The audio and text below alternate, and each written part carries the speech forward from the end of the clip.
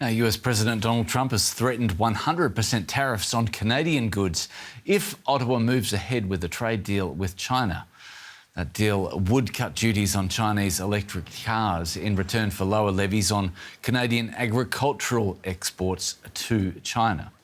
Trump has been particularly riled up by Canada since Prime Minister Mark Carney's blistering speech against his pursuit of Greenland. Now, all right, let's go to Toronto and bring in Sean Mallon. A particularly interesting time to be a political commentator, Sean. Let's start by asking you why Donald Trump is so threatened by the idea of Canada doing this particular deal with China, and is the Canadian government taking this threat seriously?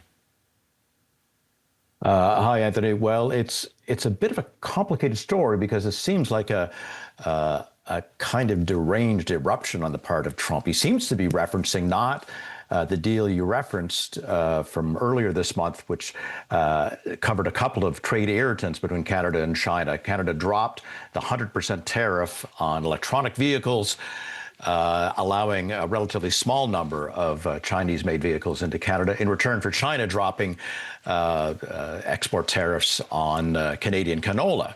So a relatively minor deal. Trump seems to be referencing a much broader kind of free trade deal between Canada and China, which is not happening.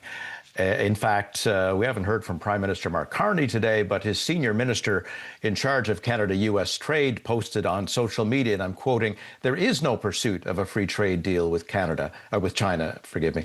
What was achieved was resolution on several important tariff issues."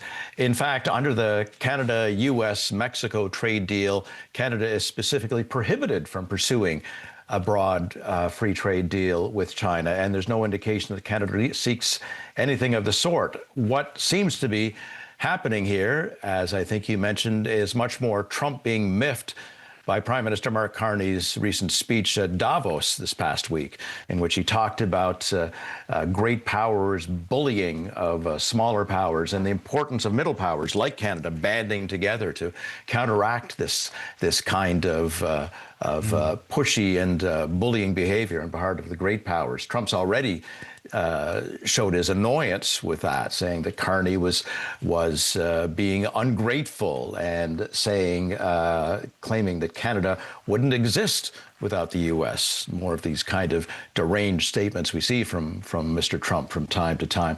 So not exactly what's happening, other than another Trump eruption that may not lead to anything. Sean, at this point, are the Canadian people behind Mark Carney, as we assume he's talked the talk in Davos, as you pointed out, and it's now time to walk the walk? Are the people behind him as he does so?